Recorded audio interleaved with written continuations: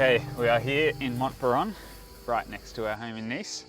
I am joined today by my favourite guest ever on the podcast. I'm not just saying that because I'll be sleeping in the spare room otherwise. She has represented Ireland at European Championships and World Championships multiple times. She is a national criterium champion on the road, has been Ireland's first ever female winner of a UCI stage race. Megan Armitage, welcome to Train Like a Monk. Thanks, it's nice to be on. Finally, I get to be on. Finally, you made the cut. Yeah.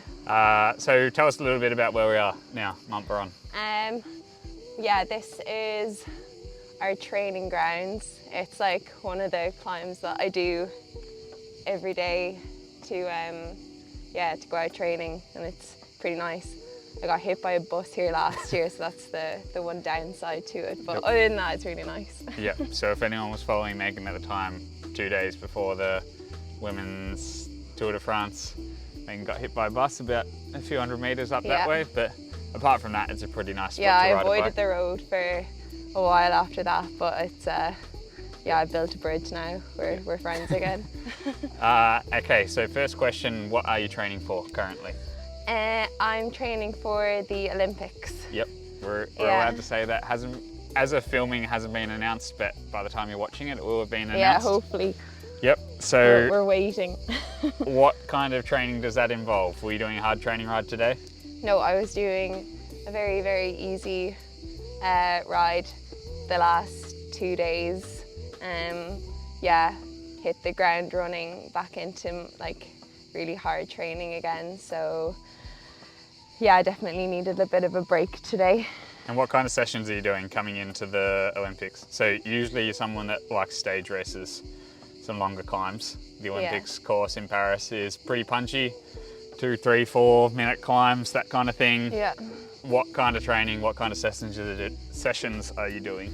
I actually really like the sessions that I'm doing at the moment. Like 1, 2, 3 minute efforts, 5 minute efforts, like VO2 stuff, like just going all out. Yep. I definitely blew off the cobwebs. Like, it's so hard, like you finish the training completely dead, and at the moment it's absolutely freaking roasting here. Yep.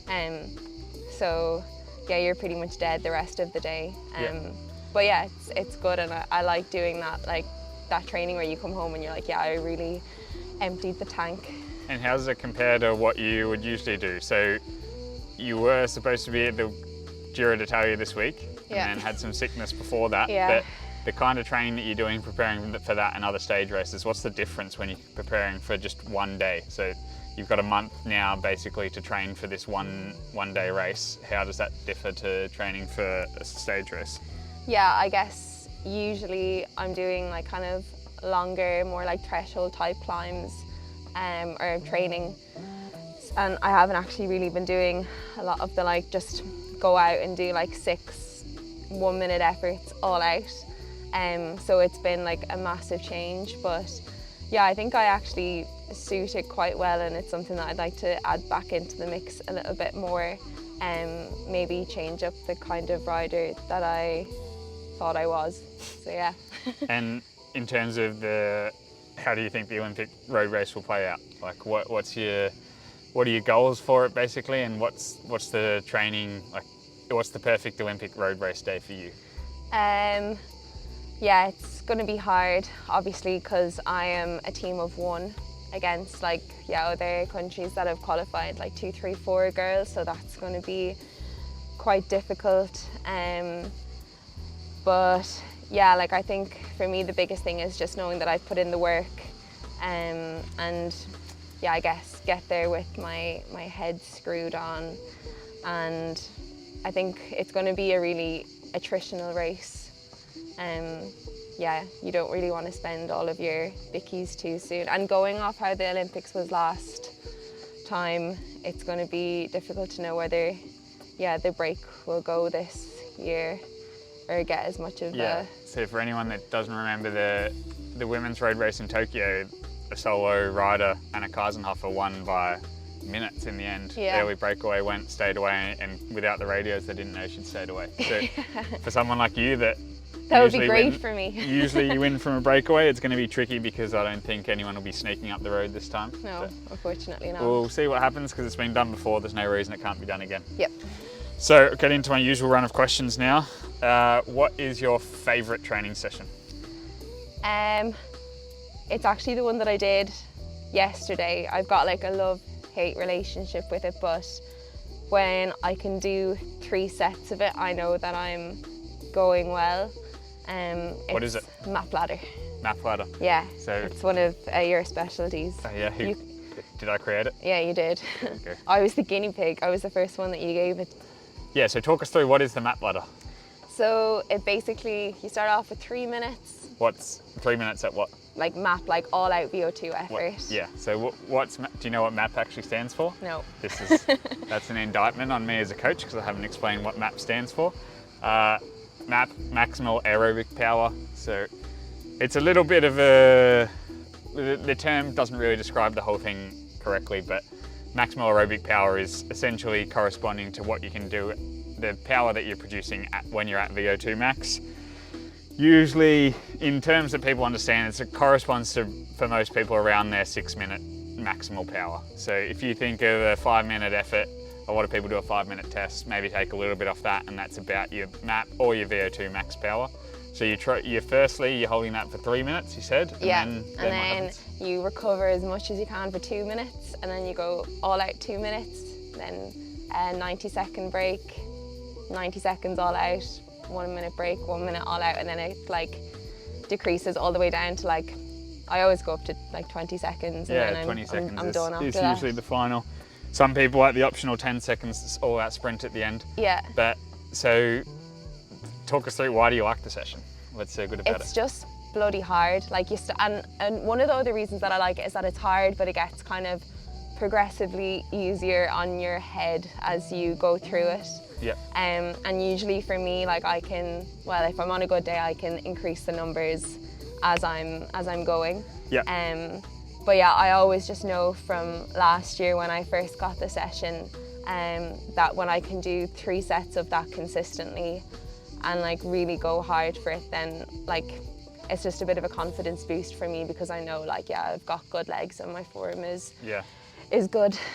Yeah, so to talk through for a bit of background of why the session I find is useful as well is you basically do it, it's a 15-minute effort all up each time, but spaced out into these broken things. So it's about 1-to-1 recovery, but the recovery is always decreasing as the effort duration is decreasing. So the idea with that is that in that first 3 minutes at maximal aerobic power, you are spending, you're at the end of that, you're getting really close to VO2 max in terms of the maximum amount of oxygen that your muscles can you're consume. absolutely calving after. And use, so by the end of that, and then you're not quite recovered again before you start the next one. So then immediately you've still got that higher level of acidity in the muscle, you immediately start requiring high aerobic energy production again. And basically the idea of the session is for the majority of that 15 minutes, you're at a really high percentage of your VO2 max, then you are going to get some really big adaptations from that. So depending on the day and how many sets of that you're doing, you're getting a lot of time. Like if you can get through 3 sets, you're getting more than half an hour at close to VO2 max, which has been shown to have really good benefits on your VO2 max and your aerobic power production. So that's the idea of the session. I'm glad you like it. A lot of other athletes I have like it, but it is a brutal one. Yeah, so. When you can't do it, like there's been a few times when I've been on the side of the road crying to you because I can't do it. Yeah, and you have to be on a good day to be able to get through them. It is one of those sessions that you need to be well fueled, well recovered to do. Yeah, definitely. So what is your least favourite session then? Sprints. I hate sprints so much. We just did some sprints then. You weren't super happy with those? Yeah, with my 600 watts. Oh God, it was off. Yeah. So usually a tactic that I've seen that when I've been working with you and when you've had other coaches, usually you're putting them on the end of other rides now, aren't you? Rather than just going out for a whole session of sprints. Yeah, I've gotten into a habit now of just finishing off every ride with like 2 or 3 sprints. Even if they're like absolutely awful or I don't want to do them, I think even just doing those at the end of the rides, I've learned even just being in the right gear, like trying different things. I've learned a lot instead of just dedicating a whole session to doing some very subpar sprints. Yep. So yeah. And then going back to the good stuff, what's your favourite training loop? Or for me, like when I'm here, definitely like out by Lesgren down to Sospel, up to Rini, back that way. So over Calder Browse? Yep. And then up Calder Torini from the Sospel side? Yep. And then which way home? The one that when you go back by the Valley Road and then back by Le Vent. Durinus? Yeah, and then back by Le Vent. So, and a stop at the bakery on the way home. And how many hours is that loop? Oh, it's like 4 or 5 hours, Yeah. depending on... Probably a good 5-hour ride Yeah. and over 3,000 metres climbing, I'd say. Yeah, So it's a big one. you like a long climbing loop Yeah, then? and then in Australia, the one that we did, you know, the Giro della The Giro della Donna Yeah, loop, that yeah, one, plenty- actually that's my favourite one. Plenty I love from that Australia one. would know that, yeah. Hey, do you, when you've got your efforts, and you've been doing a lot of efforts lately, do you like to get them done at the start or the end of the ride? So last year I used to get all of my efforts done, like I'd literally start my efforts bang straight out the door of Coldez. I don't know how I used to do it. So I've kind of changed to spacing them out a little bit more. So yeah, actually not at the start and not at the end, just try to spread them out and actually get a bit of a warm up and a bit of a cool down at the end. So yeah, probably more towards the start, Yep. but not at the very start. Yep. When you have your training plan put in Training Peaks, do you stick to that? Is that written on a receipt? Yeah, it's written on the back of a receipt. I like to recycle everything. Do you like to stick to the plan or do you like to change it up? Stick to the plan. I get a bit worked up when I can't stick to the plan. Yep. And does that mean that you're happy to just take a bit off here and there and add it on elsewhere, or are you someone that has to do everything to the number? I like doing it to the number, but I'm trying to be a little bit more flexible. Yep. Instead of just, if I can't hit the numbers, just being like, no, I can't do my efforts today. Sometimes you just have to lower the bar a little bit just to get them done. Yep. When you are training, do you prefer to be solo or in a group, or what's your go-to? When I have like hard efforts, definitely by myself. I just like doing, when I've got hard efforts, I just like doing them by myself. And then when I've got a long endurance ride, like going with you or yeah, someone else. Yeah, endurance rides it's nice to have a bit of company. Yep. Or recovery rides as well is quite nice. Yep. So when you are doing those hard efforts, what's in your ears when you're doing the efforts? Nothing.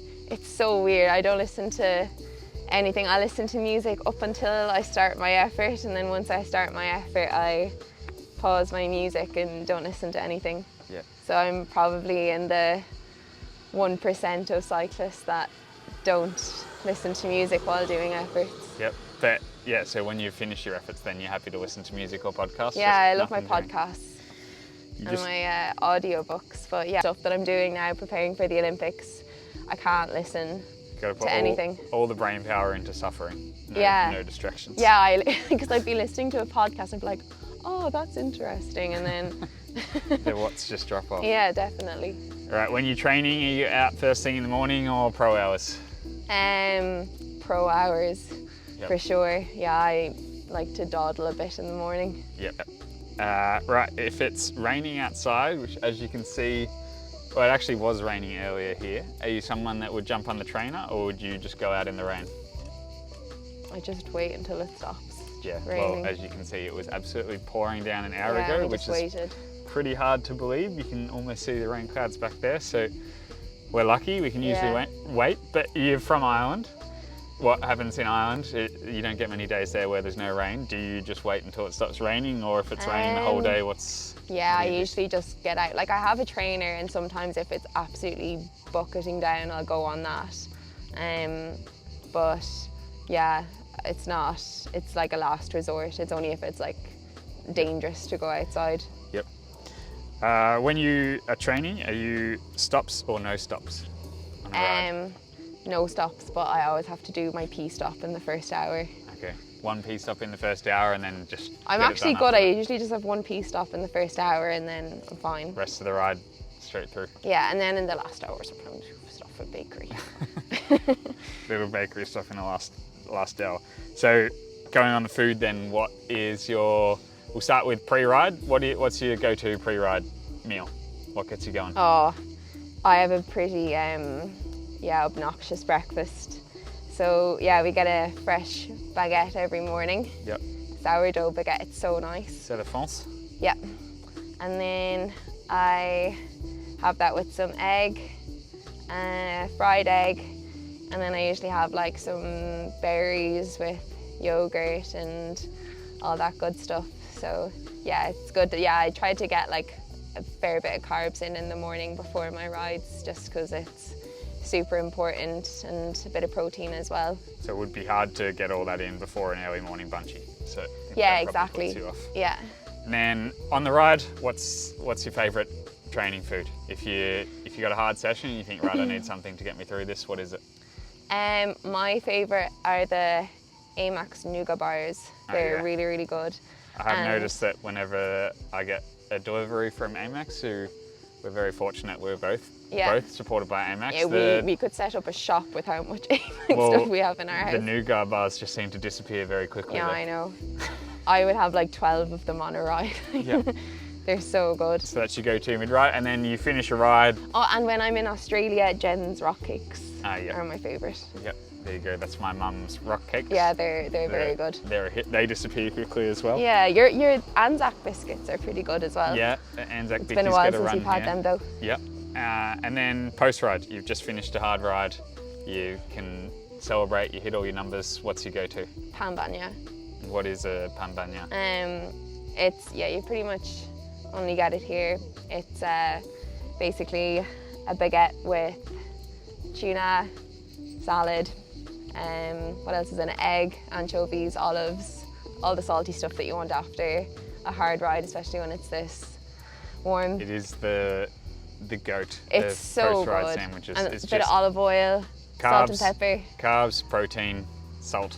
It's just exactly what you want after a Yeah, ride. it's so good. I think I have one like every day, and then I got on a first name basis with the guy that makes the best pambanya. Yeah. So I used to message him every morning and be like, hi, will you save me one for after my ride? Because they used to always be gone by the time I get home. We get through a lot of those around here. Yeah. Right, good so going off that, do you do any low carb training, or are you always well fueled for your training? Yeah, I think I'm always pretty well fueled. Like if I'm doing like a 90-minute recovery ride, then you're fine. Yeah. And then, yeah, I don't when we used to commute when we were working in Australia, Cyrus used to commute in every morning, like fasted, and I just couldn't do it. I had to get up really early and have my brekkie. Set the alarm an hour before just to get that breakfast. Yeah, in. I was having my breakfast at like 4. Yeah, that's the Australian way. Right, when we're talking off the bike now, do you do any cross training off the bike? What's your go-to if you're doing exercise that's not riding? I go to the gym. Like, I don't really enjoy the gym that much, but I do it because I think it's beneficial, and yeah, it's good for your bone health and just your general conditioning. And then I love being outside, hiking, going for walks, going for swims in the sea, anything outdoors really. Yep. I'm all up for. And you have been known to cause some issues with various coaches for doing a little too much off the bike as well. Yeah, So I someone that know. loves the outdoors too I much. think it's just because when you're from Ireland, it's just piss and rain all the time. So you're just like, oh, it's sunny. I have to spend every day outside, but it's always sunny here, so it's okay to sit down sometimes. You can make a lot of hay if you want to. But Yeah, sometimes you do have to put the feet up. yeah. And then last one, what is your best piece of advice? I think I was actually having to think about this because I wasn't actually sure, but I think it's good to stay in your own lane and not compare yourself to others or the journey that they're on or the progress that they're making. Just to only compare yourself to how you were yesterday yeah, just keep the blinkers on and just focus on yourself instead of worrying what other people think or what other people are doing. I've definitely yeah, got caught up in that a little bit too much in the past. So yeah, I think that would be my advice, other than to just enjoy what you do. Yeah, I think that's some really good advice. You can, Thanks. at the end of the day, you can only control what's in your own hands. You can't change what anyone else is doing, so there's not too much point in worrying about it. Yeah. And you've certainly had a different path to the top than many others, so there's not much point comparing yourself at every point along the way to others, because Yeah. they all have come from different circumstances, have different things happening at any point in time. So Yeah. just sometimes it is best to just focus on what you are doing. Yeah, and yourself. also to just like celebrate the highs when things are going well, because I think when you get to the pointy end of the sport, like, they don't come around very often. So yeah, just give yourself a pat on the back when things are actually going well. Yep. And don't get too bogged down when things are going a bit shit, Yep. because it always comes back up again eventually. I think there's some really good pieces of advice. Thanks. Well, we're going to head back down to Nice. Probably, it's a bit too late in the day for a pain bagnat. We'll be saving it for a salad niçoise tonight. Yeah.